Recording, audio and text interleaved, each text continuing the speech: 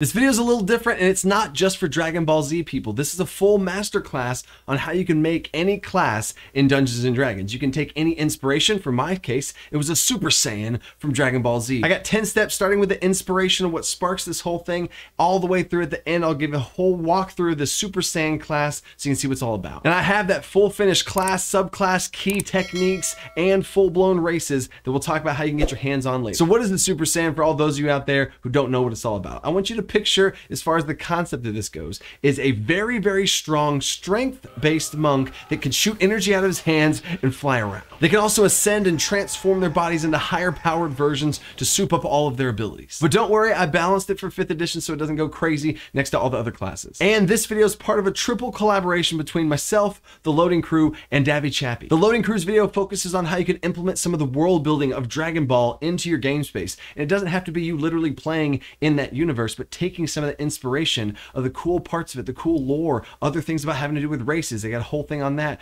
he's going to be going over in his video. And Davy Chappie, like he's already done in a bunch of other videos he's starting to do recently, is he's doing a full review of Dragon Ball Z Anime Adventures, the tabletop role-playing game. What I challenge you to do, which I'll be doing myself when I go over and check out his video, is what type of mechanics in that tabletop role-play game can you be inspired by, take, twist, and tweak to 5th edition. So all their stuff in both of those videos will be linked down in the description. The first thing I want to get into before the comment section goes Super Saiyan on me is I understand that the Saiyan class is not a class and a Saiyan is actually a race. Saiyans are basically a race that look completely like a human, but they have a monkey tail. And if they see the moon, kind of like a werewolf transformation, they actually transform into a super ape. And they have a bunch of other types of abilities where if they fall low in health, they gain power and they get stronger and stronger, and lots of other things, which I have taken care of in the race section of the PDF of a Saiyan race. There's a lot of really cool and unique things about the Saiyan race that I have as a race, but in Dungeons & Dragons, races aren't that powerful. They do have a certain features and they get certain perks and bonuses, but you can't have the power of what a Super Saiyan would be tied up into a race, because then that one race would be too broken in the big picture. And we're going to get into some of these homebrew type things, is I can't just have them transform into some power that gives them all these bonuses, because then everybody would want to be that and it wouldn't be balanced and all that kind of stuff. So I have taken some of the cool parts of being a Saiyan and put them as a race of what it is to be a Saiyan. But then I've taken the overall concept, if you know what I'm talking about from the series, people that can fly around, transform into different levels of power, which you can also reflavor this to not just be a Super Saiyan class, but you could do any sort of transformation class. If you're familiar with Cell or Frieza from Dragon Ball Z, they can transform into stronger and stronger forms, ascending in power. You can do this in this class too. So that's really one of the first homebrew tips here, is I have a concept of a Super Saiyan, and I gave some of the powers and perks and abilities of what the flavor of that is into the race, but then I took the most powerful things, because most of your power in D&D comes from your class, not your race. And I had to decide what type of features to put where. So for the class with all that power, I wanted it to be a very fast moving character, shooting energy out of their hands and have the ability to transform into higher and higher levels. And this leads me to class building tip number 2, is what is that class's power? What is the cool defining things that they are able to do that sets them apart from all the other classes? One of the first examples that pops in my head is a bard subclass that I reviewed. One of the coolest parts of it was they used the twisting blood magic for the bard to be able to curse people with their bardic inspirations. But then it was also a melee focused bard that had some sort of melee abilities on top of that. And I thought that right there was perfect. But then later on at higher levels, past 10th level, they got some feature to summon a creature that fights alongside them. And I was like, wait, where'd that come from? No.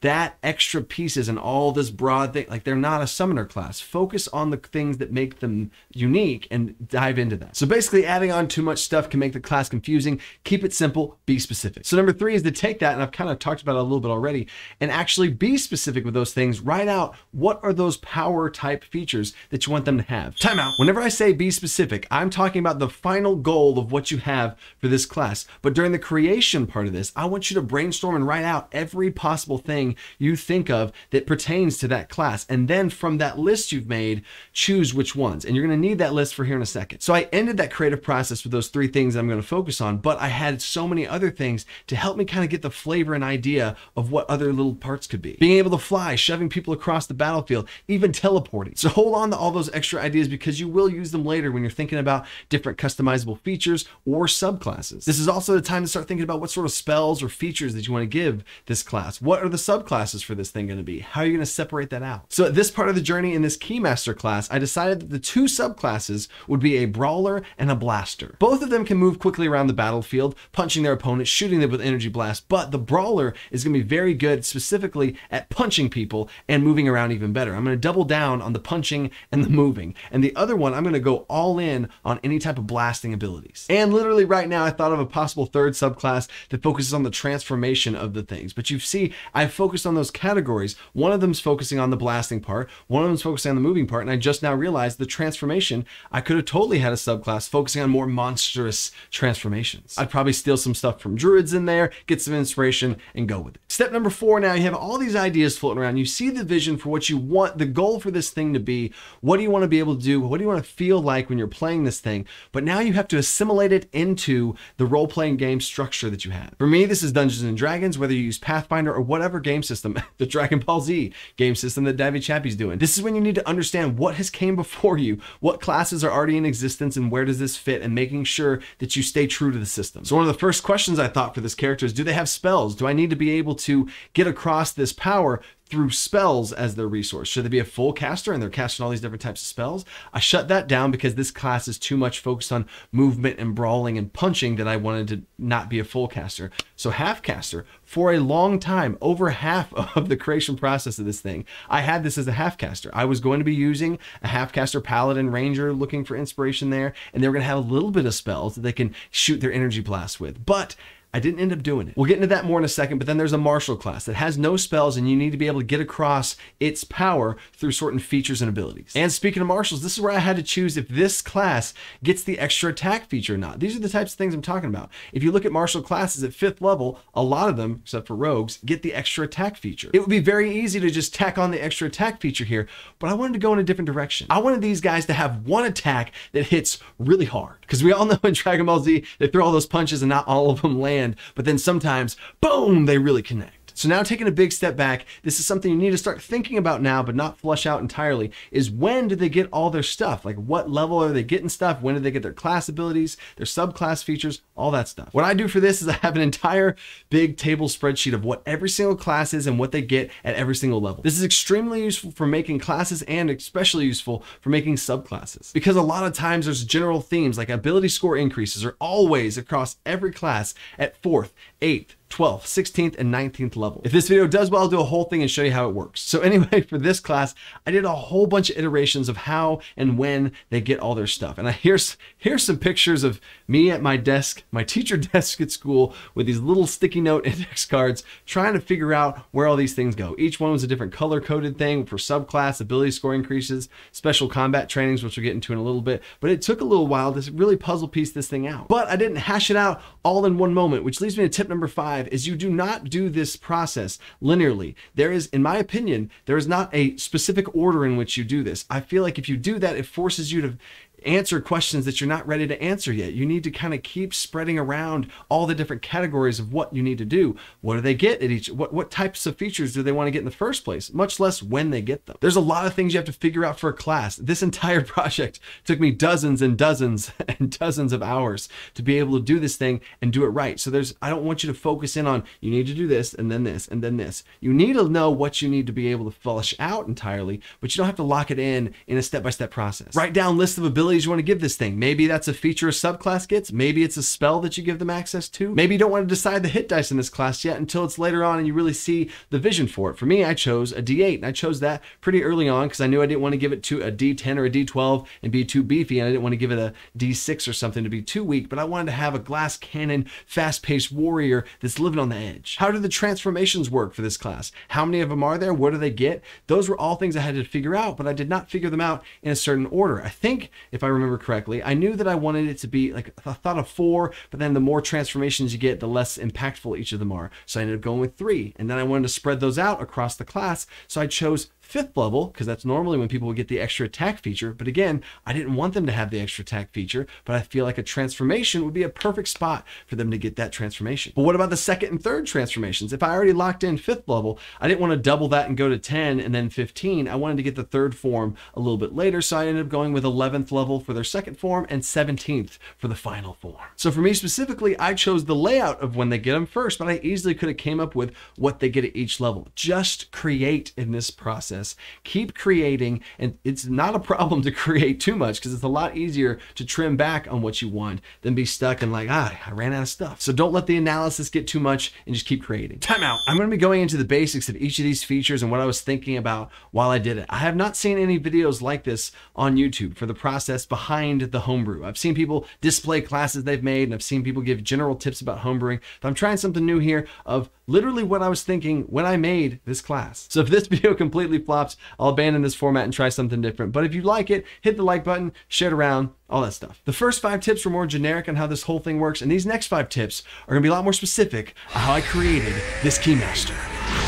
Number 6 is this specific example of how it came into being. I have always wanted to make a Dragon Ball Z, Goku, Vegeta type character. And I've seen Tulok the Barbarian do whole videos on how you can take the rules as written and actually put it in there and make it work. But I've always felt like it was too much of a hodgepodge between sorcerer and monk and barbarian. But we'll get into all that in a second. But this is why this is a collaboration video. I was contacted by the Loading Crew, who we did a big video over on Davy Chappie's Wizard Spell collaboration video. And he has a Pathfinder version of a Dungeons & Dragons Keymaster. He told me he was not as familiar with 5th edition, he's more familiar with 3.5 and Pathfinder, so he came to me to try and turn this and remix it into a D&D 5th edition Keymaster. He shared with me the entire thing of all the races, all the different abilities, all the entire class mechanics of what his vision for this was. And I was just neutrally sitting back, soaking it all in, just taking it as inspiration. Cool things interested me, things stuck out that didn't interest me. But that's the whole point of taking things from other people, collaborating with other people, and finding what's best for you. That's what I want you to do with all my homebrew rules here, and that's what I'm doing with this Pathfinder remix version for this class. The Loading Crew's version stayed true to this Super Saiyan transformation. He had it be some sort of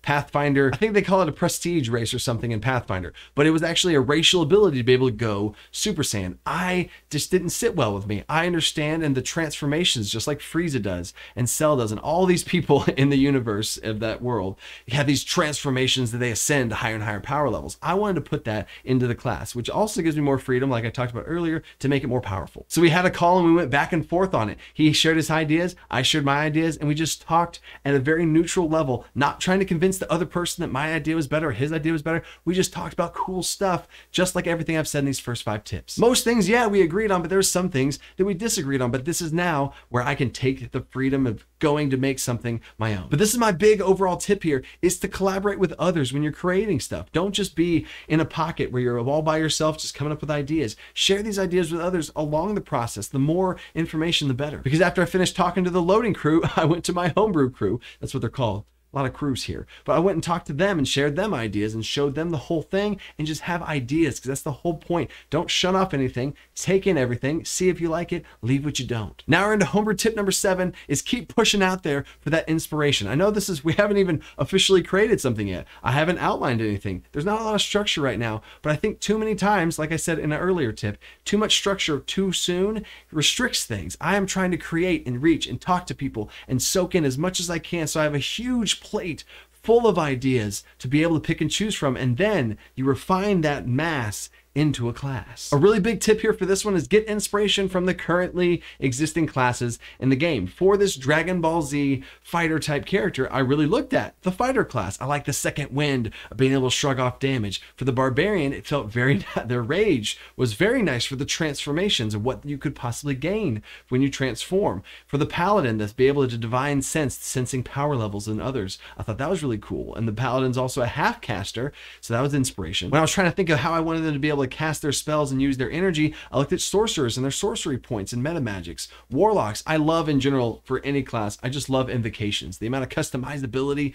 is just, it speaks to me for obvious reasons. But also for barbarian, I don't want to forget unarmored defense. These Saiyans usually run around in no armor whatsoever, so I think that would be an important part of this. And this is when I started to see when this goes down. When do people normally get unarmored defense. Okay, so I should put it here. What kind of unarmored defense should this person get? In fact, one of the people in my homebrew crew, Pagna Bros, said, I feel like we're just going to replace the monk with this class and we'll be better off. But that's a whole, I do have a fix that I'm working on for the monk, which is taking it in a different direction than what I'm doing with here, but that's a whole nother video. But the monk's unarmored defense is shared also with the barbarian. Their fast movement is also shared with the barbarian. They do get specific missile deflection and key points and all that kind of stuff, but you'll see where I took it in this Keymaster. And all this monk talk leads me right into number 8, which is when you need to start now, after you have all this stuff you've assembled and created, you need to start putting some structure on it and start whittling some things down. Look for some overlaps, look where there's things from those other classes, and like I said in the previous tips, what came before it to be able to find where things go. So for something like unarmored defense, if you're going to give unarmored defense to somebody, it should be at first level, because that's also what happens for monks and barbarians. You need to make sure at least within the first 2 levels, they really feel like that class, so that someone that wants to play this class feels it early on. They don't have to wait till 3rd, 4th, 5th, or even 6th level to finally get some features that make them feel like that class. So this is when you look at all that inspiration to get some sort of structure on when and where certain things should go. But let me say this overall about the monk. I know a lot of this class came from the monk, but I wanted to make sure that there are 2 very distinct things and there's 2 totally different playstyles going on here. So look to all these other classes to help you start figuring out where to put some of these things. Like I said about the Warlock Invocations, these Keymasters have certain things called special trainings, which are basically like Warlock Invocations, and I looked at when and where the Warlocks get them. They get 2 to start off with, and then they get 1 later on. When should they get their subclass? Should be 1st, 2nd, or 3rd level. You got to choose one of those. I thought for this one, it would be 3rd level. It makes a lot of sense for someone like a sorcerer to choose where their origin came from. How do they have their magic? They need to choose that at level 1. For these Keymasters, I didn't feel like they needed to make that branch to be a blaster or a brawler early on. Give them 2 levels, let them play around, see which way they want to go. And let me say this right now about monks. I know people will say monks are broken, monks suck, and all that kind of stuff. And I do have a big homebrew fix that I'm working on for the monk, but these class overhauls take a lot of time, and I'm nowhere near being able to do this yet full time.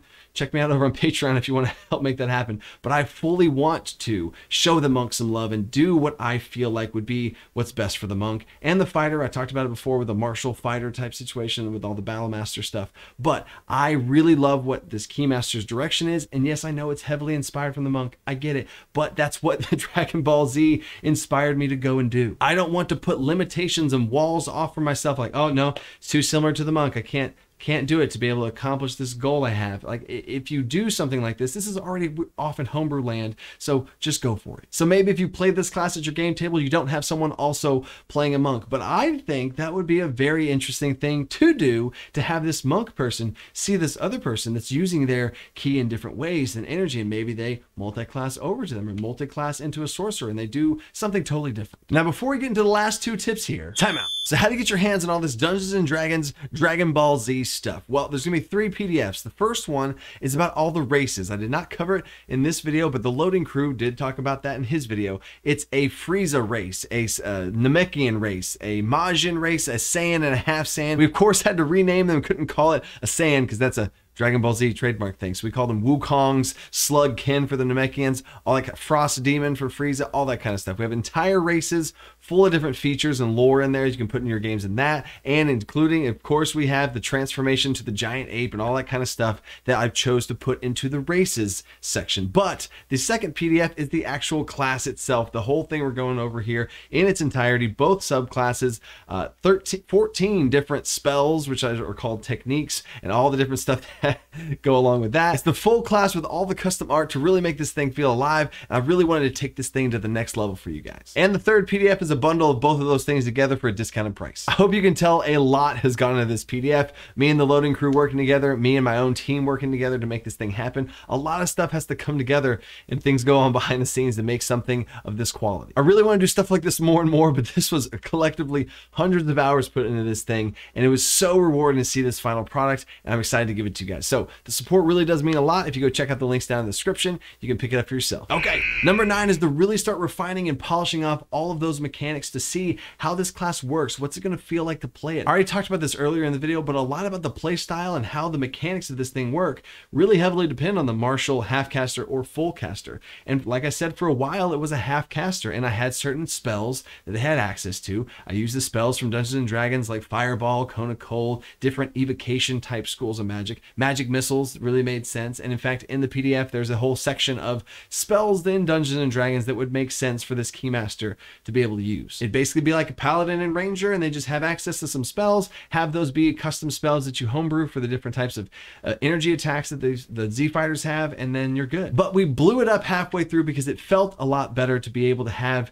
this point system that you can be able to tap into to use for a lot of different abilities, and it really felt a lot better. It's a lot harder to do, and it took a lot more time halfway through the thing to just blow it up, but had to do it. And I'm so glad we did, because the way we looks and feels now is so good. So I gave them key points, not key points, key points, just to differentiate between the base monk and this, but you see the similarities there, obvious. The problem though is I did not want to do like sorcerers and monks and have your level's worth of key points. Instead, I wanted to double that, because I want them to have more points to be able to cast more things and do more stuff. So if they had double your level in points, it gives them a larger pool, but not too large to be able to siphon off and balance things around that pool. For example, in the Loading Cruise Pathfinder version, they had like 100 and something points at the end, and each of different ability was worth different points, and that's a much more, crunchy Pathfinder feel. So I wanted to try and make it true to 5th edition and keep it very, very simple. So all of the key attacks are worth either 4, 8, or 12 points, and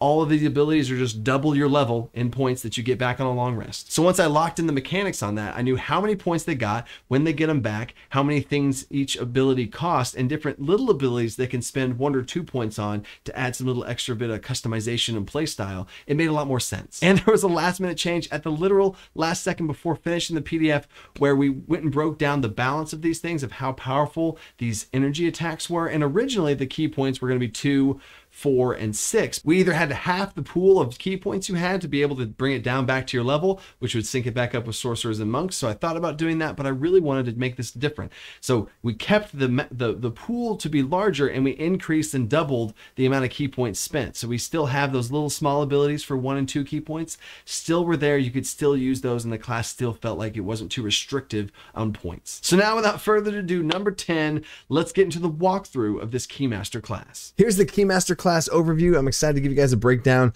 and get you guys inside my head of what I was thinking of when I made this thing. Okay, so we have the entire table here, and you can see that at the beginning I gave them unarmored defense, key attacks, and sense combat level. Very similar to Paladin's divine sense, very similar to that unarmored defense, right? I want to give that at first level because it's how you build the character, especially for their armor class, is how they're starting off with. And key attacks, you'll see what this is, which is basically being able to have them have hard hitting punches, right? And be able to extend that further with some blast attacks, right? And then at their key or their key energy, I gave them a 2nd level, which is also when their techniques come online and they can learn some actual spells, right? And special trainings for that little extra customization, right? I also don't want to give any customization options, because this is going to be over 10 different things you can choose to customize your Keymaster. I don't want to give something like that at first level, because at first level, I just want them to be the class. You imagine getting the headspace of a brand new player. I don't want to give any options at first level. I just wanted them to be the class, and that's a whole nother homebrew topic right there. 3rd level, they're picking their subclass, which is called a combat style in this case, and they get fast movement, which you start to see in the table over here, right? And to talk about the tables, your key points are double your level, easy. At 2nd level, it's 4. At 10th level, it's 20. Easy. Techniques known is you're going to get a couple of these as you go across, and you get a little bit more and more techniques. And even this technique list, I almost made shorter than even that to give them like signature ability type feel, but I feel like you're only going to be playing this class probably in the 4 or 3 technique level. And at level 18, sure, or 19, sure, you'll have 6 different techniques, but I didn't think it was too many, right? But that originally the techniques list was longer, and we narrowed it down because you wanted to have that signature move type feel, right? All right, and then you have the key die, which is 1d8, which is a very normal. Most classes can easily have a 1d8 starting weapon, and this is what they're able to do with their unarmed strikes, a 1d8. Cool. Oh my God, monks though, their key die, I'm not worried about that. These don't get extra attacks. They don't get multiple attacks. They have 1 attack, right? And I've built things and balanced things around that. And at 5th level, when you normally would get extra attack, their key die goes up to 2d8. Oh my gosh, it makes sense, right? And then you have your ability score improvement, like I said, at 4th, 8th, 12th, all those, every 4 levels you get an ability score improvement. I'm staying true to 5th edition. 5th level is when that transformation 1, your form 1, your first form, right? Not the final form, the first form unlocks. Lots of cool stuff there. Now, as you look at the big picture of this table, I want you to see what's happening. So at 6th level, you get another technique, and you get another one at 9th level. You get another one at 13th level. So you just get a little bit extra of the stuff that I already established in the first 5 levels. At 7th level, you get your next combat style, which is your subclass. And then you also at 8th level, you get a special training. So every once in a while, you'll get a new ability, like a new technique ability, a new special training, or a special feature, or that form. And you're just getting sprinkled in there extra versions and extra options of what you establish earlier on in the class. And at 12th level, you get greater special trainings, which is a buffed version of a special training. Since you're higher level, it's bigger and better things. But let's do a little sneak peek now to dive into this a little more. You got all the classic stuff starting in Quimpent. There's a little Sensu bean, or I had to call it a Phoenix bean for trademark reasons, but there you go. Unarmored defense. This time, unarmored defense. We talked about having unarmored defense. Monks are dexterity plus their wisdom modifier, which makes sense. Barbarians are dexterity plus constitution modifier, which makes sense. So it would only make sense in a beautiful homebrew way for these Super Saiyans to have a dexterity plus your strength modifier for their unarmored defense, which makes sense. It just feels right whenever you kind of keep it in line with the rest of the system that you're talking about. Since combat level is being able to basically like divine sense, but be able to tell if somebody is a little stronger, a little weaker, or much weaker than you. I love the flavor of it, and it just feels right for if you know anything about Dragon Ball Z and power levels. It's over 9,000! Now for key attacks. This is the biggest thing, which is why I made sure to have it at level 1, so you really feel like this key master right off the bat. Is you have key attacks. So you have a key punch, which is basically an unarmed strike, which is your key die, which is a 1d8 that scales, plus your strength modifier. Boom, done. It's basically a really hard hitting punch. Awesome, love it. Perfectly on brand for this Keymaster. And then you have Key Beam and Key Blast. This is where it gets outside the box a little bit, and I love it. It's a ranged spell attack. The Key Beam is a ranged spell attack of your key die, which is basically like a cantrip, right? Firebolt is a 1d10. You make a ranged spell attack, 1d10. Done. If you miss, you miss. And if there's no half damage, there's not a saving type of throw situation. It's a ranged spell attack. So Key Beam, ranged spell attack, it's 1d8. So you can't say it's overpowered because it's not. A Firebolt's a cantrip, and it's 1d8 version of that. But this is a really cool. It lets them be able to also shoot at ranged attacks within 30 feet, but they're heavily rewarded for still being able to punch people, right? I really wanted to constantly balance and make sure that I didn't give them too strong of ranged attacks, because then that would deter them from going up and punching people. And when I'm making this class, I'm keeping the play style in mind so that people are empowered and motivated to go up and punch some people, right? And Key Blast, this is very interesting. It's basically Acid Splash, right?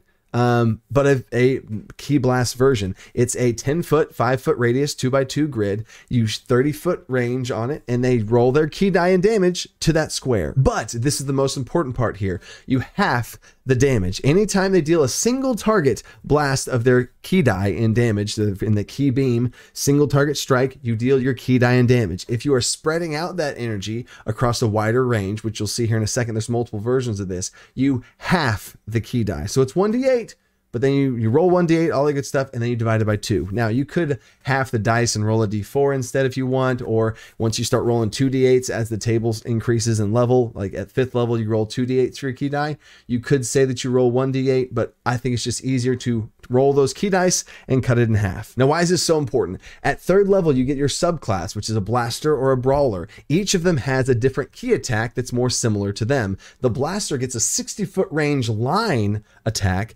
and the brawler gets a area of effect 10-foot radius around them. But it's the same exact system for this thing, and I know this is different than 5th edition. I'm adding this on purpose here because I do feel like it feels better than having it be some sort of saving throw, and then multiple things are making saving throws.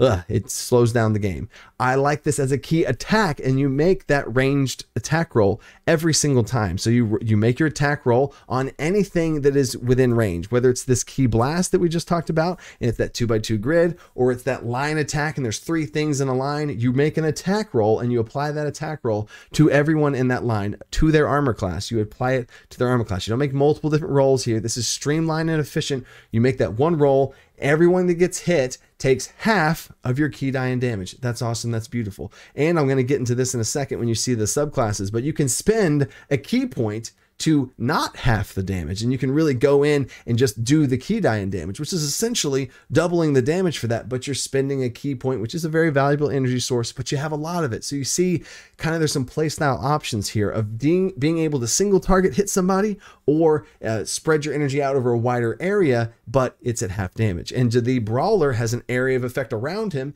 makes one attack roll, applies that to anyone in range, and if it hits their armor class, they get dealt their key die and damage, but you cut it in half. See what I'm saying? Now we're at second level over here with our key energy. You have your 8 plus your proficiency bonus plus your strength modifier for any type of saving throw, whether it's from a technique or from a special training, which we'll get into right here. Is special techniques are your spells, which I'll show you at the very end. Give you a little sneak peek of some really signature spell type stuff.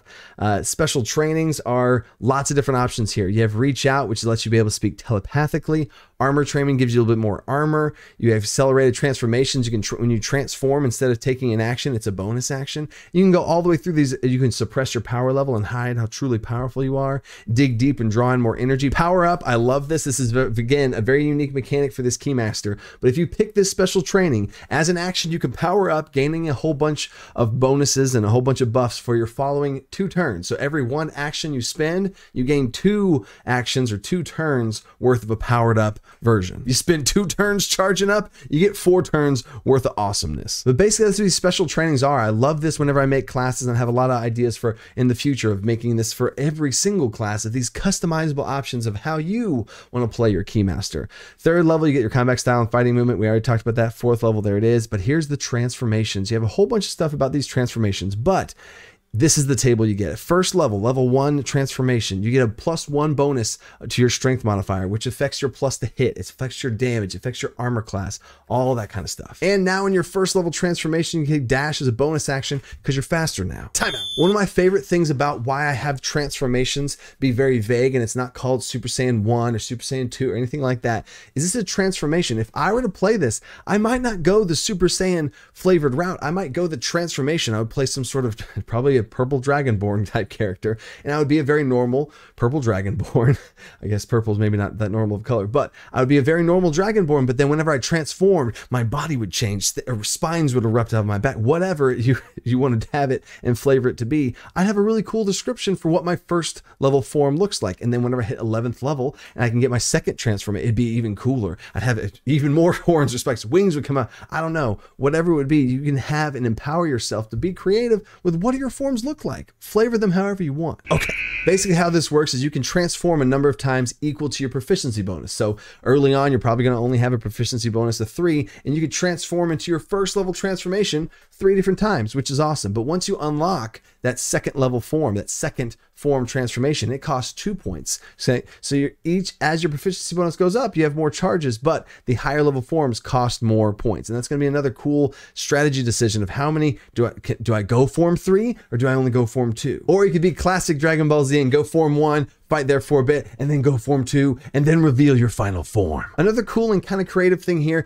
to help these guys out and not having extra attacks of just being like, yeah, they have extra attack, is they actually can deal extra damage once per turn, and they can put even more into that one attack. So once per round, they're able to deal an extra 1d8 force damage on top of all of their attacks. But if they're in form 2, they deal 2d8. If they're in their form 3, they deal 3d8, and they can add extra damage to one attack. Like we said, 12th level, you get your greater special trainings. This is where you can increase that critical blow. You can have more endurance and get more points back. You can start to fly. And I didn't say this earlier, but in the special trainings, you can spend some special trainings to start to be able to fly. And then at 12th level, you can do a greater special training to gain your movement speed in a fly speed permanently. And trust me, I'm very stingy when it comes to giving players flying, especially permanent flying. But I mean, come on, it's Dragon Ball Z here, and I really did make them earn it, having to specifically get these points and stuff. Now at 20th level, I was going back and forth with what do I want the capstone to be? 20th level, and I couldn't help but give it extra attack. And I know that might feel weird. It's a 5th level thing, but I built this class avoiding extra attack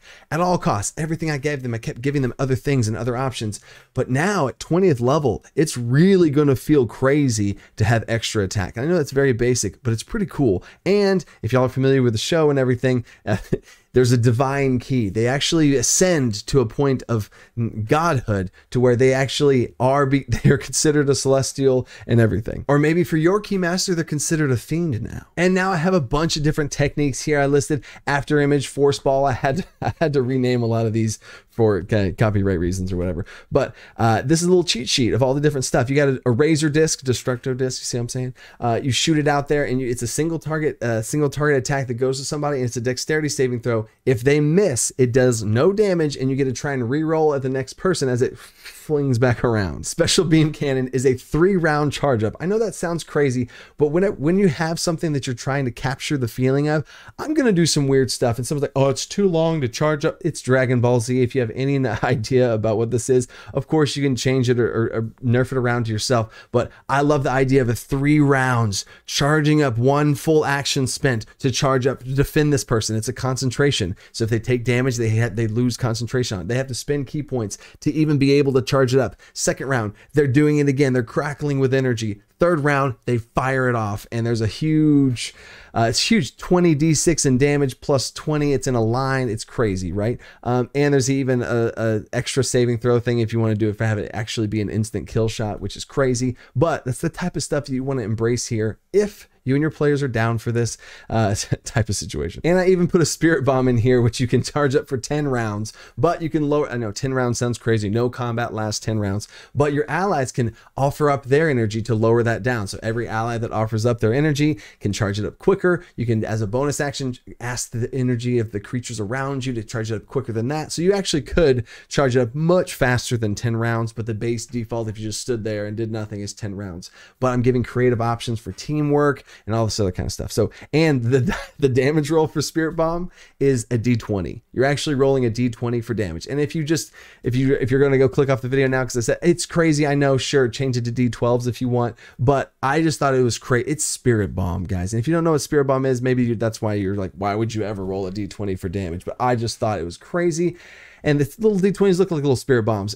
And to roll them for damage would be absolutely nuts. So, and if you get the spirit bomb off, it's a big team effort, would be absolutely nuts. So as you can see, I hope that you see the spirit behind this of fun and excitement that I really, really wanted to make this. And I'm so glad it finally did. It was a lot of work to put into. If you want to check the whole thing out for yourself, of course, you can go grab it. The links will be down in the description and everything. But oh my gosh, it was so fun. I'm very interested to see what you guys' comments on this is. If anyone gets off a spirit bomb or a special beam cannon or a Kamehameha, which is actually Destruction Wave. Here it is, Destruction Wave. That's what I had to rename Kamehameha.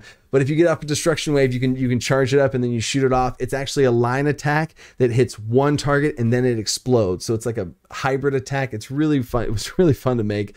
If you get any of those things off, I want to hear it down in the comments. Please, please. I want to know who the first person is to get this off because I want to go play this thing. But there it is. This was a very different video in a very different format. So I really hope it does well. I have no idea. I know this is probably going to be a longer video than usual, but let me know. And if you like some of these concepts and seeing how I've taken a class, polished it off, and have a lot of other plans like taking these Warlock invocations and these cool customization options you have for this class, and I want to take every single class, overhaul them, add some little tweaks to them to keep true to the 5th edition, just like I've said so far, but give them some more customization options like these combat trainings, like Warlock invocations, and do so many things to every single class to really spice them up. That's just one of the many things I have planned as part of the Kickstarter I have for the summer, so stay tuned for that. But I really want to thank everyone that's been involved in this, my homebrew crew, Purius, Pagna Bros, Dark Abyss Keeper, GM Joe. They have been absolutely huge in helping polish off this project and be a sounding board for me. And of course, thank you to Loading Crew for sparking this thing into existence. I was totally not planning on doing this. I had a lot of other things planning and going around. He came to me and wanted to pitch this idea to me, and I was like, oh my God, I have to do this. I have loved Dragon Ball Z since I was a kid. I am obsessed by it. I get chills watching the show. I'm a huge nerd fan. And I really do think we created something special here, and I'm just saying, I'm super excited. Don't forget to go check out the Loading Crew's video about the entire lore and world building aspects, and he has the whole thing over on Races. Check out Davy Chappie's video on the entire Dragon Ball Z role-playing game itself. Get some inspiration from there. Check out the description if you want to get your hands on that PDF. And until next time, stay creative, think outside that box. Peace.